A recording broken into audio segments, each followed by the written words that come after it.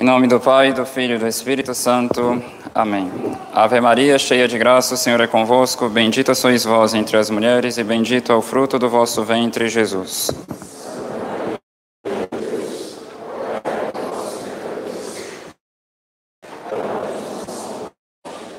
Nossa Senhora das Dores, glorioso São José, podem sentar-se. Nós temos a festa de Corpus Christi, na quinta-feira. Informações serão dadas durante a semana sobre os horários, as missas e a confecção dos tapetes também. E vale a pena lembrar, estamos no mês de junho, mês do Sagrado Coração de Jesus, então vale a pena, de alguma forma, tentar renovar essa devoção nas famílias, já que Nosso Senhor fez promessas particulares a elas em relação a essa devoção. Então, uma coisa que pode ser interessante, vale a pena, uma vez por semana, ler aquelas 12 promessas, tem elas no devocionário da capela, para quem tem esse devocionário, e tentar ver práticas concretas, fixas, horários para praticar essa devoção. É o mínimo que podemos fazer por Nosso Senhor, que tanto faz por nós.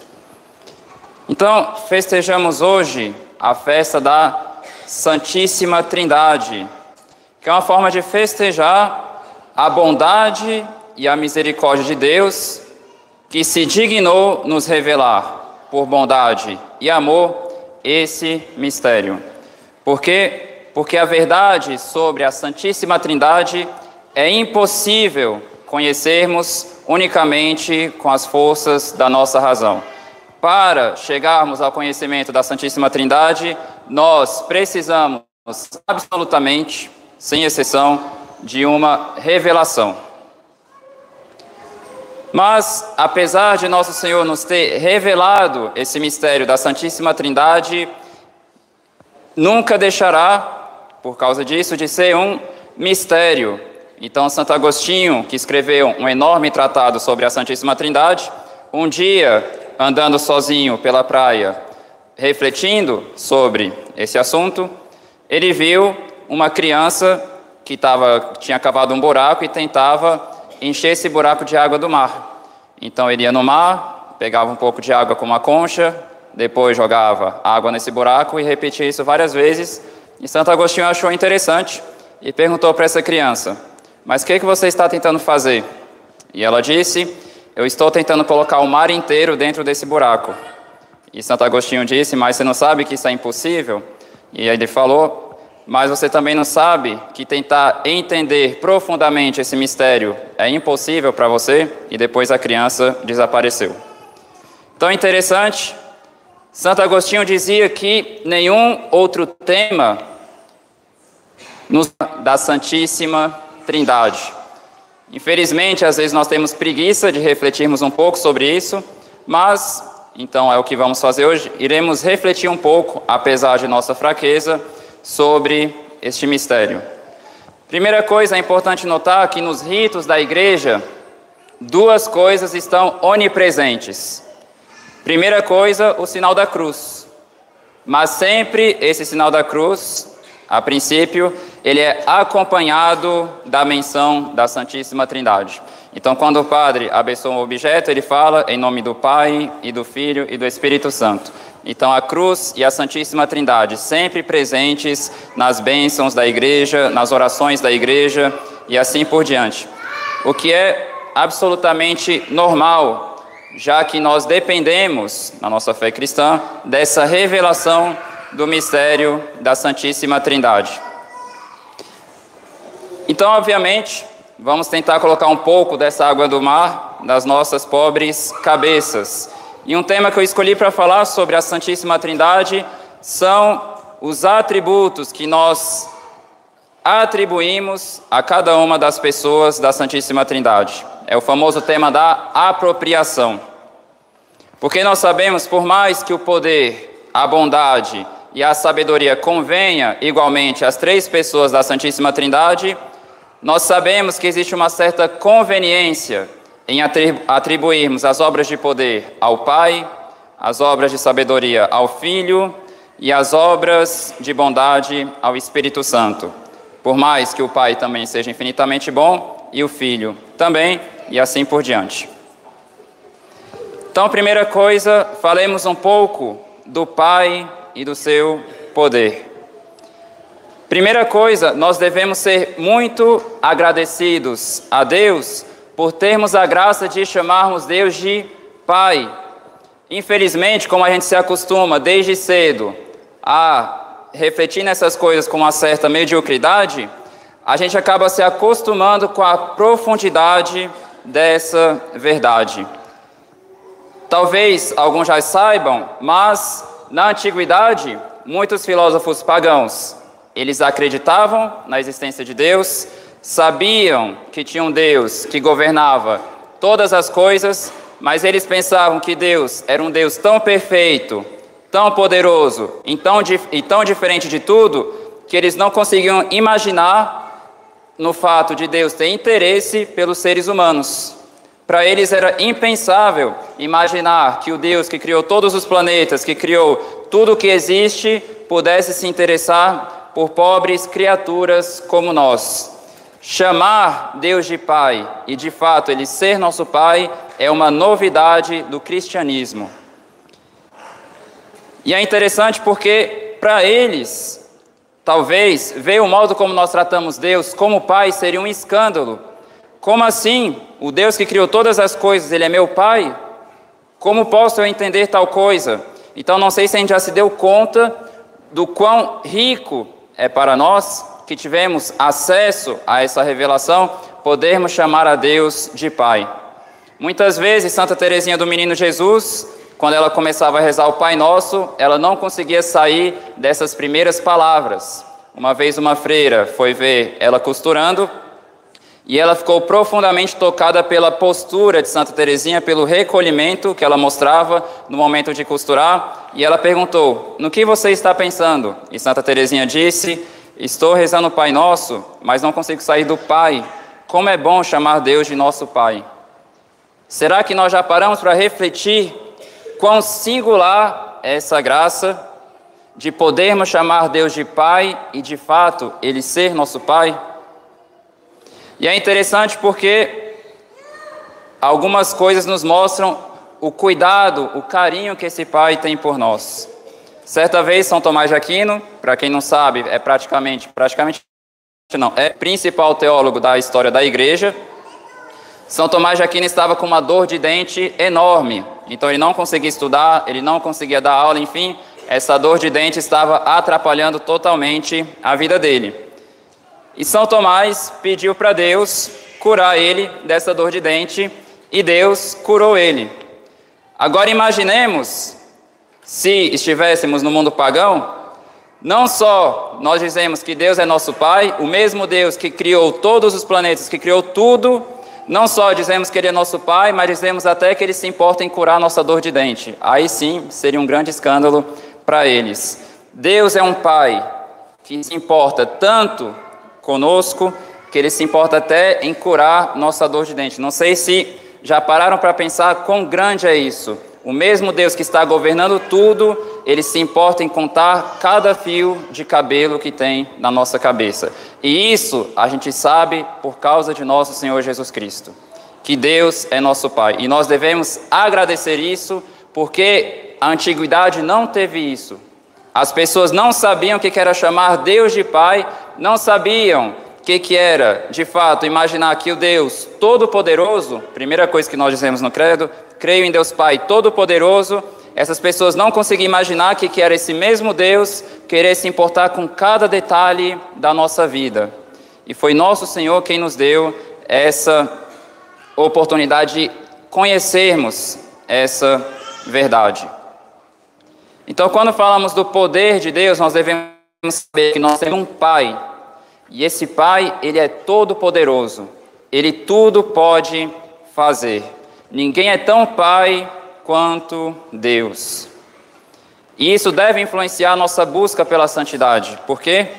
Às vezes a gente fica um pouco desanimado, que a gente percebe que a gente não consegue fazer muita coisa para Deus, mas esse nosso desânimo vem do fato de nos apoiarmos nas nossas forças e não no poder de Deus. Então, por exemplo, São Felipe Neri dizia que não é vaidade, não é falta de humildade desejarmos amar a Deus, mais do que os grandes santos. Então imaginemos, nós queremos amar a Deus mais que um São Francisco de Sales, mais que um Dom Bosco, mais que um São Felipe Neri, mais que uma Santa Teresa d'Ávila. Não é falta de humildade desejarmos e querermos isso. Mas alguém pode imaginar, nossa, mas é impossível eu chegar numa santidade como desses santos. Sim, com as nossas forças é impossível, mas para Deus nada é impossível.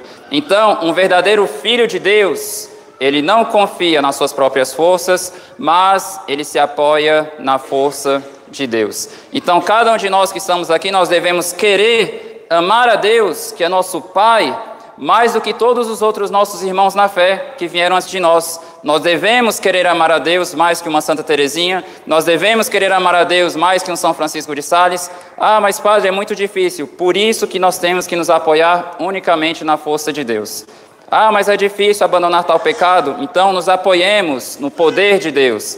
Sim, nós somos fracos e essa fraqueza deve nos jogar nas mãos de Deus, porque ninguém é tão pai quanto Deus. E nós devemos agradecer profundamente nosso Senhor essa graça de conhecermos essa verdade, porque as pessoas hoje em dia estão começando a se esquecer dela e muitas mesmo a ignorar. E nós temos essa oportunidade de sabermos que Deus é nosso Pai.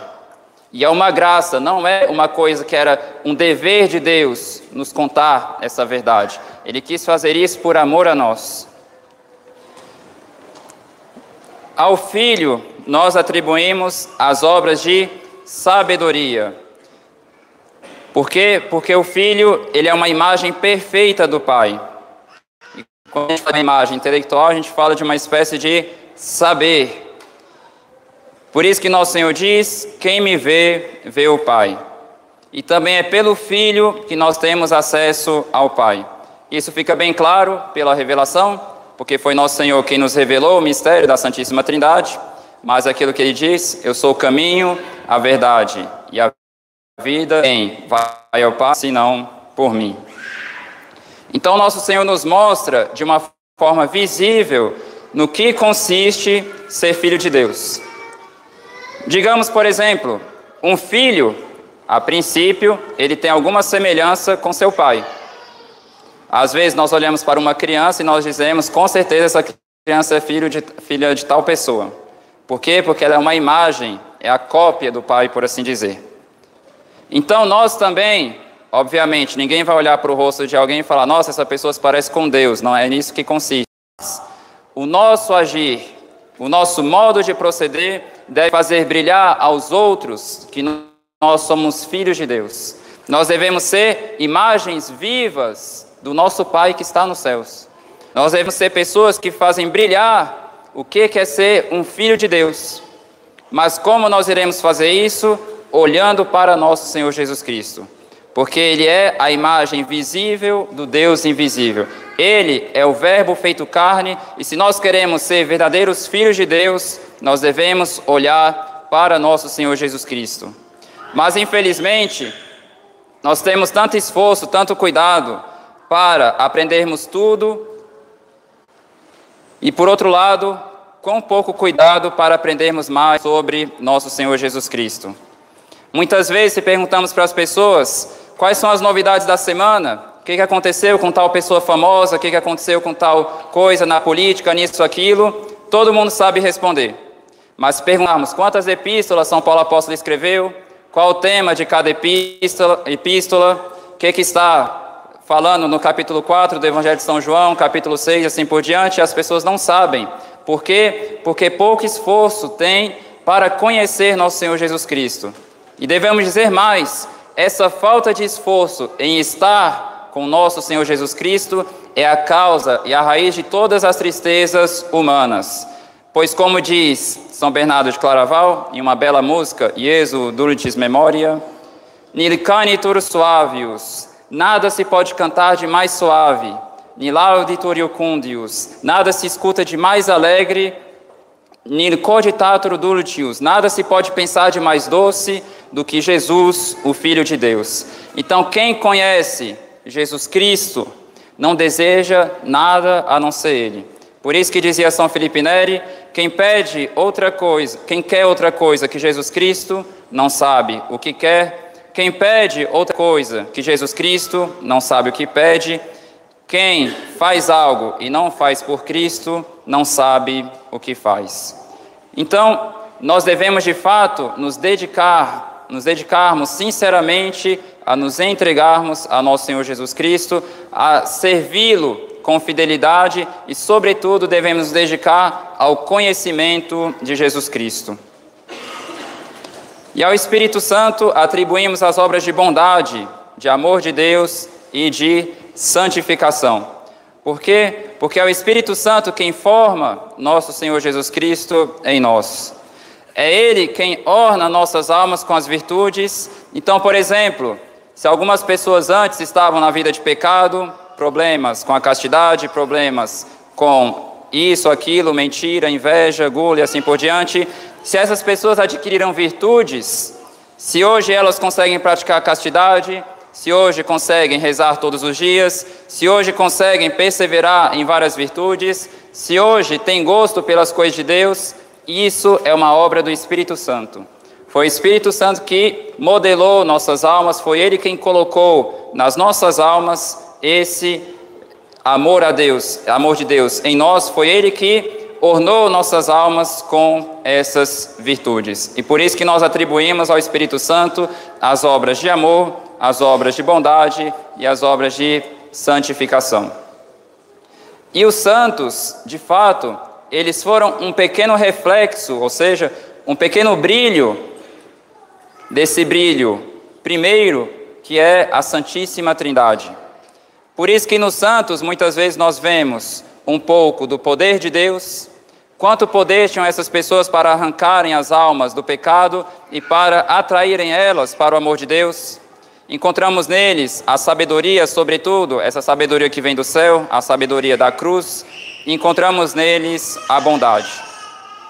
Por isso, nós devemos agradecer profundamente a Deus essa graça de conhecermos a Santíssima Trindade, essa graça de estarmos num contexto em que podemos cultuar e adorar a Santíssima Trindade, porque muitas pessoas estão perdendo isso hoje em dia. Nós devemos particularmente agradecer a nosso Senhor a graça de podermos cultuar a Santíssima Trindade com um rito católico, em todos os seus aspectos. Quantas pessoas no mundo, ou antes, quantas pessoas no Brasil não têm a oportunidade que nós temos de cultuar de uma forma perfeitamente católica a Santíssima Trindade? Não é algo que Deus devia a nós. Não era um dever de Deus nos dar a graça de termos aqui, em Brasília especificamente, a graça de cultuarmos a Deus de uma forma católica. Não era um dever, é pura bondade de Deus e nós devemos agradecer a Deus essa oportunidade que Ele nos dá de cultuarmos dessa forma a Santíssima Trindade.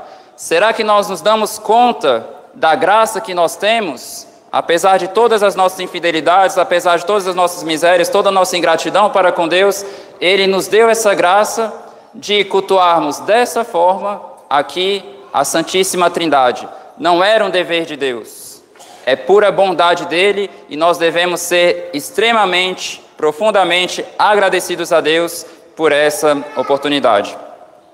Peçamos a Nossa Senhora, ela que foi aquela que mais correspondeu ao amor de toda a Santíssima Trindade, essa graça de nos consagrarmos inteiramente a Deus, de vivermos como verdadeiros filhos do Pai, como verdadeiros discípulos de nosso Senhor Jesus Cristo e como verdadeiros templos do Espírito Santo, pois, sem dúvida, essa correspondência aos dons de Deus deve ser uma graça e, como toda graça, ela deve ser pedida. Em nome do Pai, do Filho e do Espírito Santo. Amém.